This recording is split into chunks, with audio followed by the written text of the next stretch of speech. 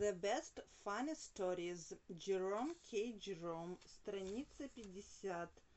On my behalf. От моего имени, в моих интересах.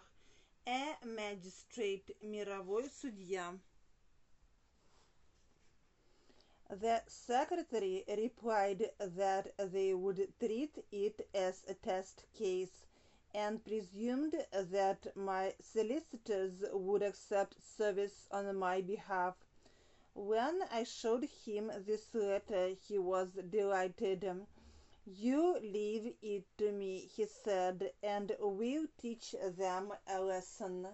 I left it to him. My only excuse is that at the time I was very busy.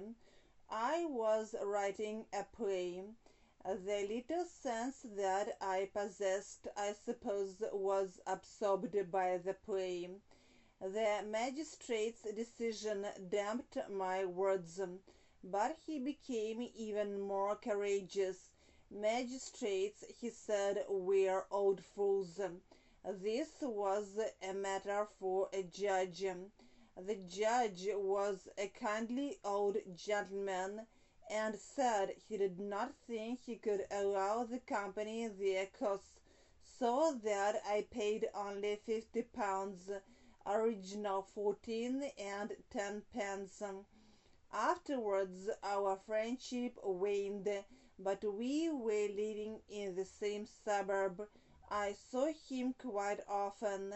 At parties of all kinds he was particularly prominent, and on such occasions, when he was in his most good-natured mood, he was especially dangerous.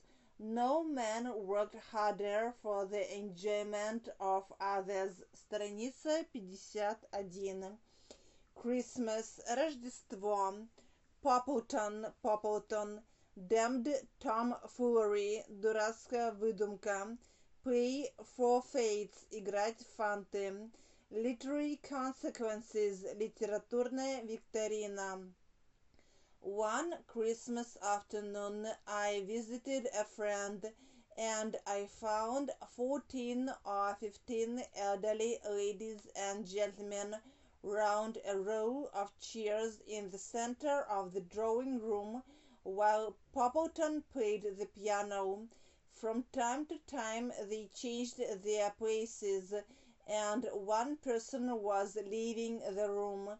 I stood by the door and was watching the weird scene. Presently an escaped guest came towards me, and I asked him what the ceremony meant. "Don't ask me," he answered. "Some of Poppleton's damned tomfoolery." Then he added, "We will play for fates after this." The servant was still waiting a favorable opportunity to announce me. I gave her a shilling and asked not to do that. Then I got away. Poppleton knew enough games to open a small club.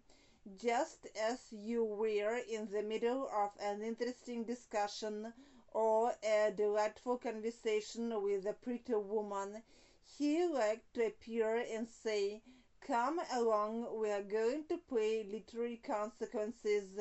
He was dragging you to the table and putting a piece of paper and a pencil before you. He was asking you to write a description of your favorite heroine in fiction, and he checked if you really did it. He worked a lot. Страница 52. Grief stricken, убитый горем. Mediator, примиритель.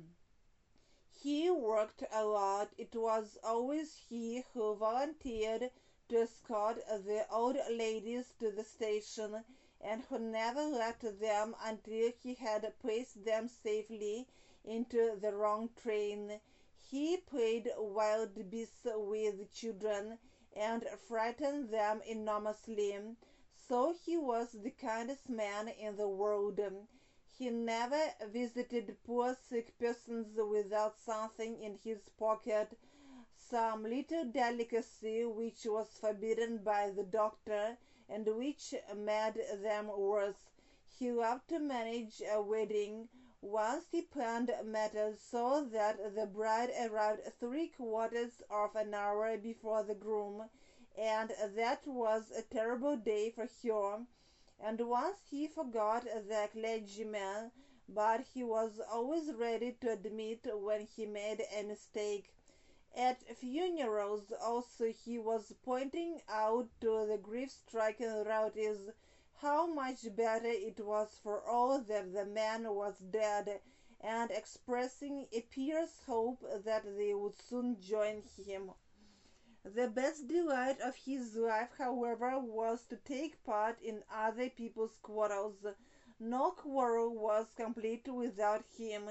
He generally came in as mediator and finished as a witness. Страница 53. To work it out in practice, применять это на практике. As a journalist or politician, his wonderful grasp of other people's business could help him a lot, but the error he made was like this: he was trying to work it out in practice.